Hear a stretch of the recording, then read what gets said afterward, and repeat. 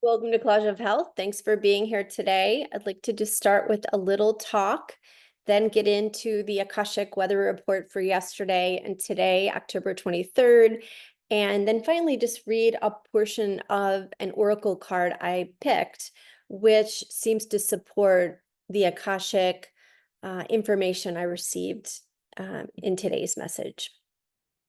So I'd like to just start with a little talk about how I got to be doing what I'm doing today. And I did kind of give some hints at that yesterday. Talked about segueing out of my private practice, in part because I didn't really want to tell people what to do anymore. I wanted to have more of a collaborative educational relationship with people where they took accountability and autonomy for their health. And that's how Collage of Health came to be. And I segued out of my nurse practitioner private practice here in Asheville.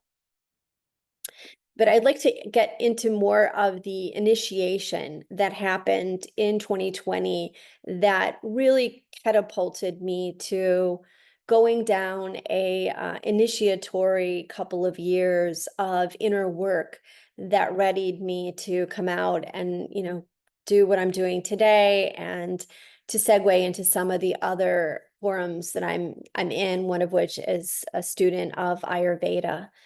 So it was back in 2020 and the pandemic had occurred.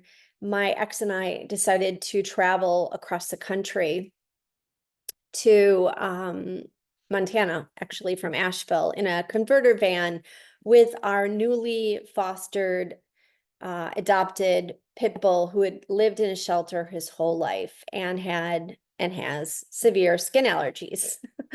So I don't know really what we were thinking, but we spent a lot of time planning the trip, where we would stay. It wasn't Harvest Host, but it was, I forgot what they were called, but where you could borrow land and use it and pay for the land. I'm sure some of you know exactly what I'm talking about. It's like kind of an alternative to Airbnb. And we stayed at campsites and we didn't have a toilet in the van. We didn't have air conditioning. So we tried to not go too far south. We decided to go more north. It was in August of 2020.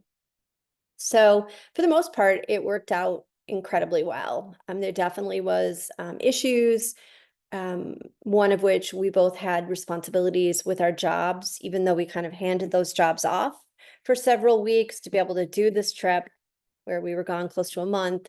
We got phone calls and, we ended up having to do quite a bit of work at times. So that was one of the pitfalls, and a dog that, wasn't acclimated to traveling in a van after living in a shelter and having pretty severe acute reactions with his skin during that trip, and ear infections really kind of were the biggest pitfalls.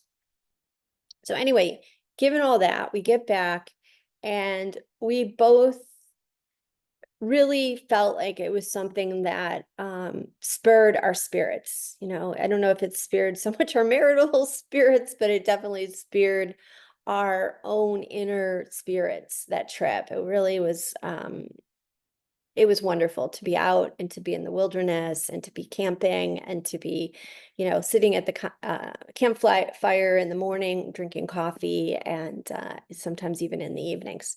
So I particularly felt depressed when we got back because I didn't want to go back to my old life. And so one day I took a walk with the dog and I was walking in the neighborhood and I said silently to the other side, to God, can I do this work on the other side? I don't want to do this work right now here. And out of nowhere, a dog jumped off a deck. It was like on a platform, I don't know, like a front of the house, porch, I guess is the word, not deck. Jumped over the porch and jumped in our face when I asked that question. And I was practically in tears. It just startled me. And here I have this dog that, can be triggered by other animals and sometimes people. And so I took it as a no. So I got home a couple days later, I went to bed and I used this process of trying to go to sleep, or used to, where I would journey. I'd kind of go do this, what's called a Phoenix Rising healing journey, which I learned when I was a student of yoga therapy, where you kind of go into a space where you're going to go through a door, and you go through the door and you have this imaginative experience. I guess some of you would think of it maybe as the Akashic work that I do. It's a little different. But anyway, what came through was a battle between the light and the dark. And in the movie The Stand, or the book The Stand, and later the movie, Randall Flagg was the antagonist in the story, who represented evil. And this figure, this archetype of the book, or archetype of evil, came to me, and I denounced it. I said, no, I'm not on your side. So I don't know if he came through because he thought that I was going to just kind of stick it out with my old life and just play a game that I was done with, or maybe he was trying to jockeying me to leave this earth in some way, and I don't know. But I said no. And I got up to go to the bathroom, and I went into the bathroom and came out. And at that point, the dog's ears were severely affected. And he was wandering around at night, shaking his ears, shaking his head. And I thought it was PTSD. You know, working in mental health, I kind of defaulted to, this dog has, been adopted. He's lived in a shelter for close to 4 years. He's got PTSD, not realizing it was, physical, that he had a severe ear infection. And so the trainer said, tether him to the bed, put his leash so he can just be still at night and doesn't wake you up, and maybe it'll help him calm down to be tethered to the bed. Because he didn't really like to sleep out in the living area, especially after he had been sleeping in the van with us, where he had been closer to us. So he was tethered to the bed. I don't know if I tripped on his leash when I was coming back to the bed after going to the bathroom, or what happened. I felt like I was shoved in some way, but it was almost like one of those situations where you don't know what happened, but you're down, and I was down. And I hit the roof of my mouth, actually broke the roof of my mouth, or the front of my mouth. And my front tooth was lodged on the top of my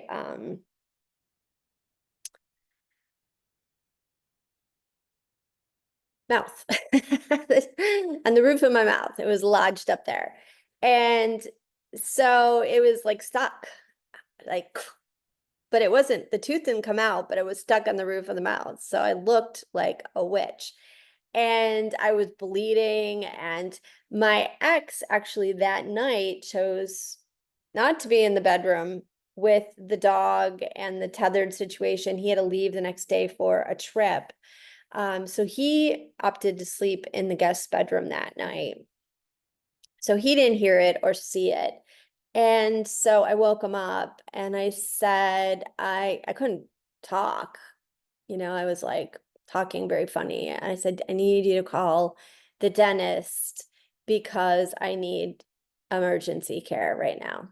And so he was freaking out. Like, he could see the blood and the tooth and stuck, and it was a nightmare. So he calls the dentist, and the dentist doesn't call us back. So we call the dentist again, the dentist doesn't call back. So my husband at the time was very upset. And he said, let's go to the emergency room. And I said, no, I'm not going to the emergency room. I guess I knew too much about, weights in the ER and, whatever. So I said, no way. And he was starting to insist that I go to the emergency room. And I said, go back to bed. I got this, just go back to bed. And so he did. He went back to bed. And I looked in the mirror. I was dead calm. I was almost kind of a little bit rueful, I guess is maybe a word. I don't know. I have to look up rueful, but I felt like that's a good adjective. I was like rueful, like, come on, like really this? And so I looked in the mirror and I said to whoever was listening in the spirit realm, be it my highest self or beyond, I said, what do you want from me? Like, what do you want from me? And I didn't get an answer. And so I took my thumb and I flipped the tooth back in place, and it hurt. Like I even groaned, it hurt so much. And I snapped it back in place and I went back to bed. And I brought the phone with me just in case the dentist would call. And he called at 7 o'clock the next day and he apologized. He overslept, yada, yada. He's, sorry, come into the office right away. So I did. I went in the office. He braced my mouth. The tooth healed. You can see it's, not too obvious that there was an issue. And it was pretty miraculous that that healed. And from that day on, my life as it was fell apart. No, I don't know if I've told this story before in a previous video, so maybe you're hearing this for the second time, or you're a personal friend where you've heard it before. But it was very transformational. And from that day and time, um, my life changed. And in December, this happened, I think, in November of 2020. In December, I had like a council meeting with a bunch of women. I had actually two of them. One was, I had one in October, and then I had one in December where it was just bringing women together at like a fireside council and doing some inner work. And I can remember in the December one, and it was a big like Pluto, Saturn transit. I forgot what it was, like Pluto, Jupiter transit, a huge transit that goes on for like 4 years. It was the start of it. I think we're at the square right now. But it was the start of it. And I could tell that I was the only one, and I don't want to sound arrogant, but I really feel that this is accurate, who understood the gravity of what would be required of me and us as we moved forward. And I remember saying, I hope I can do what I'm supposed to be doing next. And then things just unraveled from there. My husband and I separated. We ended up getting divorced. I closed my practice. I bought property in Virginia, in a very remote area of Virginia. And I learned to live alone in a very remote area, like learning how to use a chainsaw and learning how to deal with the power going up and dealing with mice in a house and, how do you deal with them, live traps, kill them, that whole conundrum. And learning that when the power goes off, your well water doesn't work. And, just being with a dog who's, kind of keeping you even more isolated because you haven't really acclimated him to other animals and other people very well since he got out of the shelter. And there was a couple of neighbors, but they weren't really friends. And I didn't see them often because they like me, had this as a second property. So they lived in their respective towns. And their property was set up in Virginia like a house, but mine was more rustic, let's just say, and on very untamed land. There were copperheads all over and snakes on their land. There was one couple who their house was filled with copperheads outside. Mine, fortunately, I only saw one copperhead. I saw black snakes all the time. Bears lived on the property. I saw a bear walk by my porch one day. But anyway, it was very lonely. I was very isolated, and I ended up doing a lot of initiatory inner work that it sounds so fun, but it wasn't. It was just heart-wrenching. Let's just say it was really heart-wrenching. And, just all the loss of, my family didn't understand what I was doing. They were, what is wrong with you? Like, my mother still asks me, when are you going to get a job? Like, when are you going to go back to work? When are you going to start making money again? Sorry, Mom, if you're watching this, you know, I understand what you're asking. But at the same time, I don't know if I could go back, unless I had to the life that I was living before. Anyway, today's Akashic message talks a little bit about what's next. So without further ado, I am going to read the last few days of messages and how we sometimes see like life's challenges, or that we actually set up for ourselves, or are, a path that we just up to take, as difficult. But I think we can also see them as not only difficult, but adventurous and necessary for our soul's growth, and temporary, because every valley has every hill has a valley, and life never stays the same for the most part, unless we have signed up for a very even-keeled life, and you do meet those people.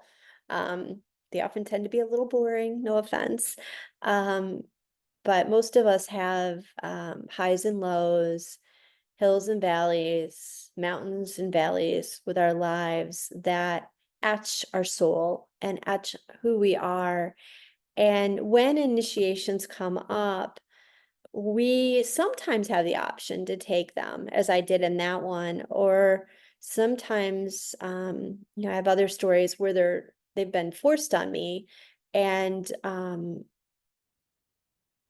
can say in retrospect, I'm glad they were. So here goes with yesterday's message.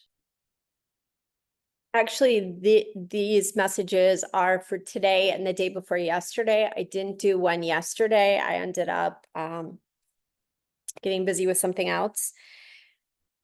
Strength in numbers. This is October 21st. Excuse me. There will be a grace period when the saints come marching in. Oh, when the saints come marching in. Hurricane strength winds. Madagascar, the Navy. I see another storm. Feels like land and sea. Plate glass window. Treasure chest. See jewels inside. I pick one. Stay in Asheville. See things being boarded up. Song and dance in the street. Like, the song Dancing in the Street, I think by the Doobie Brothers. The year 2026 comes up. Let's see.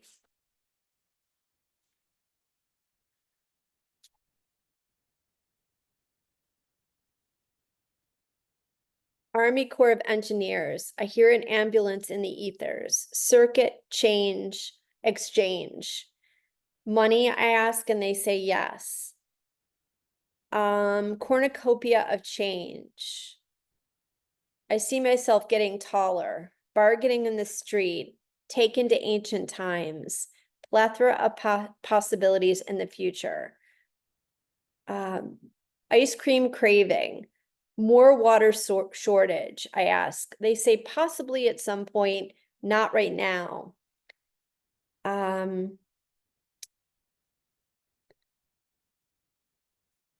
This is actually the past.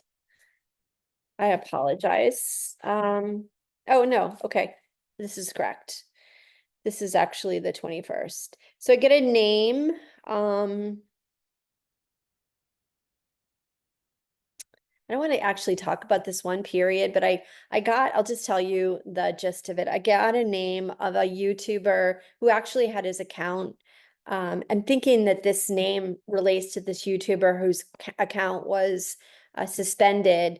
And I went to look at some of his messages, not on YouTube, but I think they were like Instagram messages or something. And I found that they were offensive. I actually found them to be offensive. Let's just put it that way. But then I got a message that kind of supported his messages, but I don't personally support his messages, so I'm not going to read about it, if that makes any sense. I see, it's not that normally I would read it, but I just don't, his messages are so triggering and controversial that I don't think I would be helpful to read them, so I'm not going to. I see headlights, chemical spills, soil isn't trustworthy, contaminants. Alabama still beckoning me. I'm not sure why Alabama beckons me. I see a farm and me possibly staying in Asheville. Gold, contract clause. Look carefully. Robert Kennedy Jr. came up. Have your ducks in a row. What is coming up? Paul Revere. The British are coming. I see myself knitting, like looking at different friendships and their worthiness. I'm not going to mention the people, but like, is this person someone I could trust? Is this person someone I can trust? And they're women that come through, kind of hearkening back. So this is a square to what happened in 2020 astrologically. So this is like the first time it's coming up for review, so to speak. And like, who are the women in your life who you could knit together the future through peaceful grouping. I see a female horse rider with a gun, a shotgun. Next spring feels busy, contract technicalities, principle of change, articles of federation. The winter feels really cold and next summer feels really hot. Continue this Akashic record work, I ask. I hear a plane, I'm getting a definite yes. Filibusters. I see the Soviet leader before Gorbachev. He was a communist. They said look him up. It was Brezhnev, I guess. He was very aggressive about communism, and Yugoslavia tried to go off and do their own thing a little bit, and he was very strict about no. Nations will crumble. So this is going back to now in the Akash. Nations will crumble soon. Spain standing question mark question mark. It felt good. Like Spain felt like okay. Mexico came up. Corruption, lanterns, Honduras again. What nation will crumble? I got the Czech Republic. Chesnia came up. Old will be new and the new will be old. Chisel your name in the sand and then watch all disappear. Went up to the ethers with Jesus from like a spaceship to the void. I was told the apocalypse, time, get ready. Then today's message. Doomsday preppers, kaleidoscope of opportunities at hand, but you need to take them. Again, kaleidoscope of opportunities at hand, and you need to take them. The waiting is over and has yet to begin. Find time for peace and forgiveness in your hearts, and others are and may be working on other circuitry that is not.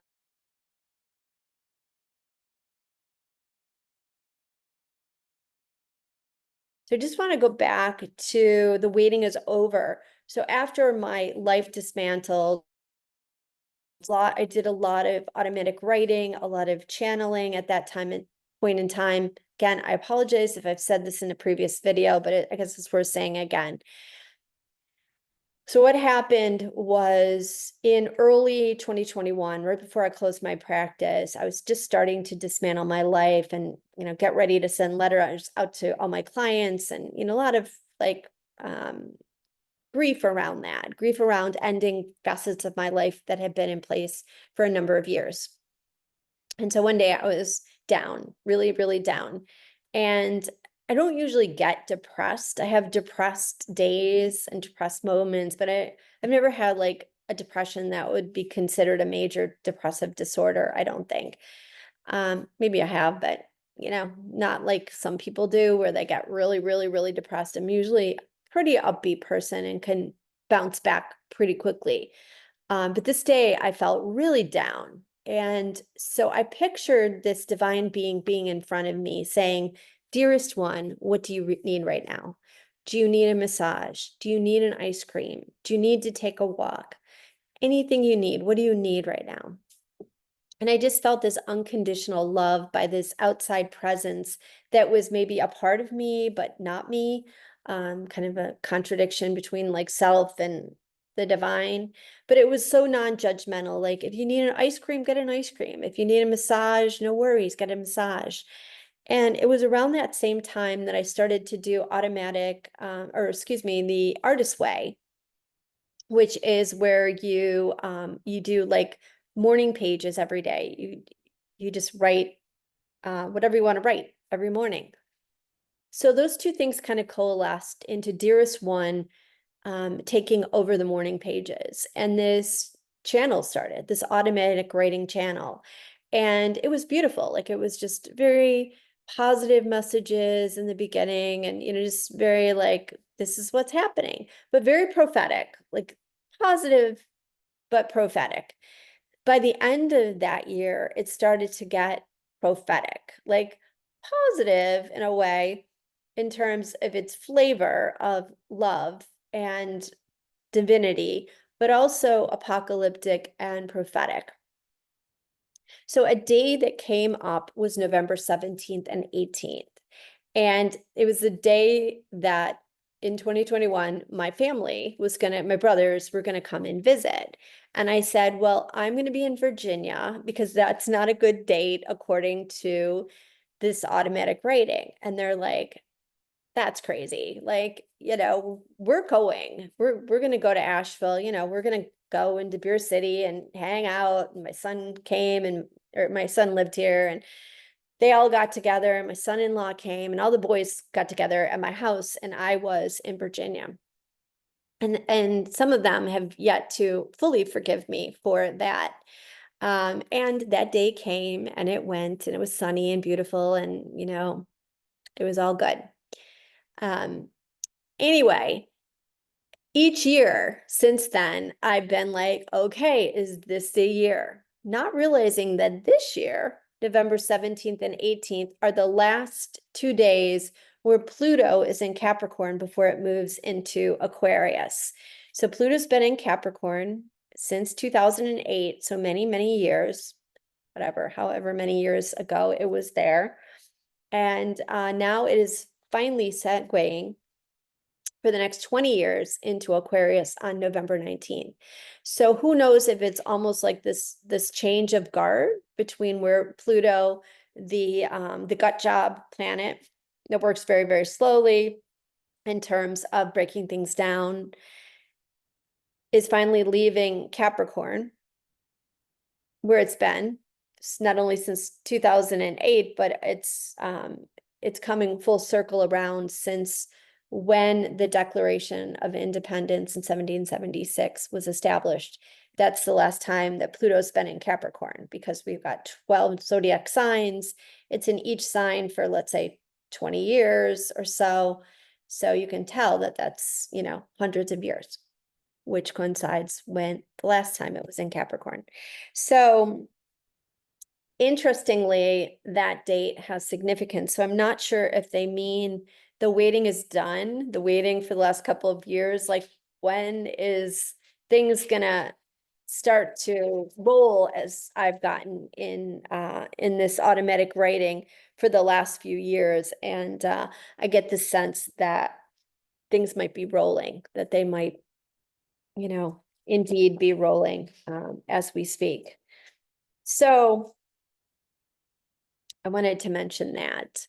I also want to mention that everything is an inside and outside job. So I do believe the messages I've been getting have to do not only with my own inner alchemy and inner apocalyptic changes, but I do think that they have relevance for, it's certainly my prayer, the relevance for other people who listen. Not that I would want an apocalypse on anyone listening, but that they have a recognition of the same truths that I'm getting, that the truths I'm pulling through align with your own truths about your own changes and what's been and is going to be required of you as you move forward, and also how there is some kind of resonance with what I'm saying, with what's happening in the outside world. Because I do think they can coexist, that there can be changes in the outside world that are real, that we're experiencing, and don't necessarily directly have to do with us, but sometimes they do, if that makes any sense. Anyway, within this time period of me going through this metamorphosis inner experience period, I started doing the Akashic record information, weather report, so to speak, on a daily basis, starting the year after I started to channel the Dearest One. So Dearest One started in 2021, and then in 2022, I started to go into the Akash. And for 2 years, I basically was told, you don't share any of this. This is the information you're getting, much of which was apocalyptic in nature, biblical, apocalyptic. But then Jesus came to me on August 8th, 24, and said, time to share. And that's why, hence these videos. So to keep reading, I see a stampede of horses again, hearkening to the American Revolution. Some people are not as they seem to be. Look up Benedict Arnold. I haven't looked him up. I know he was a traitor. I'm going to put some information I can get about him in the footnotes. Fortitude and strength and solidarity is needed. A star, I saw a crystal vision of hope, can be found everywhere. Just look for them. Better days, seas are ahead. Find the fortitude to go on. I see interlocked arms, and I look from above. The arm race comes through. So it's almost like the arm race, which, as we know, is like the nuclear buildup race of, us against them. But then also the arm race of locking together as humanity to raise our vibration so that we can minimize, if not halt, what kind of changes that are coming or here that could be destructive. Jesus says, come with me. I go to like a spaceship, a metamorphics or literal, who knows, spaceship, and go to the purple plains. And there I'm held in this just beautiful, beautiful place. Then I'm taken to a planet, and I take a crystal rock from the planet. It's selenite. I'll put on the notes. I forgot to look up what selenite is. I think it's kind of angelic crystal, but anyway, this crystal was blue. Not sure if selenite's blue, but again, I'll look it up. It was a blue selenite, and I was taken back with this rock, and it goes into my heart center, and it said there's no need for a scarcity mentality. All can be found within the heart. Do this every day. Bring this crystal selenite into the heart space. No need for anything but going on the inside. I see warplanes overhead, but it doesn't bother me because I can feel this crystal in my heart. I think of someone who in my life who's angry at me, and so that kind of came up. I just was holding this crystal in my heart as I thought of this person who was angry at me. And then I'm given a penny. Collect pennies. Collect pennies. I think that has a twofold meaning. Maybe pennies will be worth something someday. I don't know. But also like collect your pennies seems like something about saving and pennies. A new day will begin, but I was stuck behind a gate, cannot go through. And then the doors opened. I go through darkness and then to this brilliant blue. I'm in God's chamber and I sit and he crowns me. And then I get marching orders. I incorporate them into my being, which has been really difficult because the mind has gotten in the way, but it's kind of coming through as I'm talking about this. Then I get on a horse, I go into the clouds, and then I go to Beirut. I see a woman in Beirut. I imbue her with a message of peace in her heart. So I'm not pushing it on her. I'm not pushing my agenda on her. It's almost like a heart connection with this woman in Beirut. She looks like she lives from another era. She's got kind of a cap on. She's like a farmer's wife. She looks old. She nods. She takes a scroll that I hand to her. Instead of being part of a peace council meeting in the ethers, okay, this is a message I got from God. Instead of you going to the ethers and being part of the council, you need to bring that council to earth. So that was a big message. I need help doing that, people. Can't do it alone. We got to do it together. So I don't want to have the responsibility that I had in my last job of being the leader. I will lead, but I don't want people to foul. I want to lead with other people who are leading in their own way. If that makes any sense. They say no action is action. I'm hanging laundry outside to dry. I'm just picturing myself hanging my laundry outside to dry in my backyard. Somehow I start a peace council meeting. Somehow I need to start a peace council meeting today.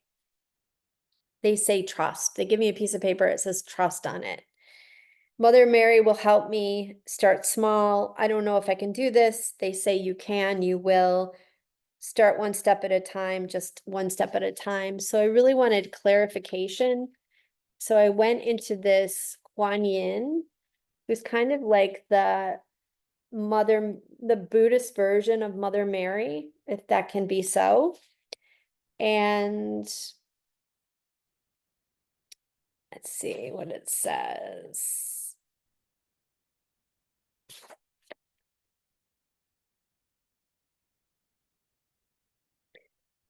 There is a situation in your life that is about to reveal itself to you with greater clarity, just like sands shifting. The picture will seem clearer and quite different to how it once appeared to you. The clarity will bring you great relief and confirmation of your intuition. Be patient and allow the revelation to come to you at the perfect time. So as I talked about the selenite crystal, it came to me. So what I am asking of each of you, as you are listening right now, I want you to picture this selenite crystal and whatever that means for you. And I want you to picture it in your mind's eye. Maybe it's round, maybe it's jagged, maybe it's a long piece of selenite. And I want you to picture that you're holding this crystal. Maybe it has its own color. Maybe it's white, maybe it's clear, maybe it has a blue hue. Just picture yourself holding this crystal and you're bringing it into your heart at the direction of God through me.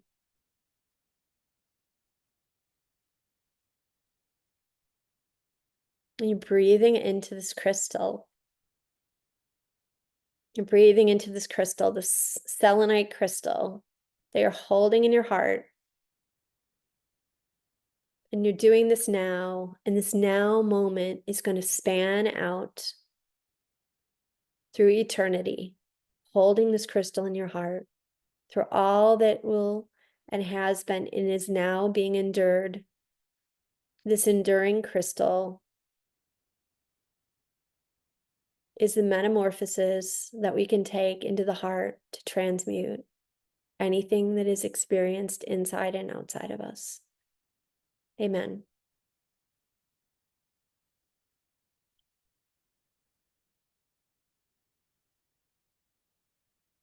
So take a deep breath into your body and a deep breath out. So I think that this is a wonderful way to start this council of light through this now moment, and know that this promise pledge, if you did so take it, is one that is going to hold merit as we hold each other arm in arm as we go forward. And if you ever need to charge the crystal, then you can do this exercise again in your own way, bringing that crystal into your heart center. Maybe there's a time where you'll be afraid, or you'll be sad, or you'll be depressed. You can take that crystal and bring it into your heart space and hold it there for the fortitude that is necessary to alchemize the inner and outer world. Amen. Thanks for coming. Thanks for watching. If you feel that there's someone who could benefit from these videos, please share them. And if you subscribe to the videos, then you'll be made, it'll be made known hopefully to you when new ones come out. I'm not doing them, as you can tell, regularly every day as I was, but I'm hoping to get back into doing them with more regularity than I have been. So namaste. Thanks for coming.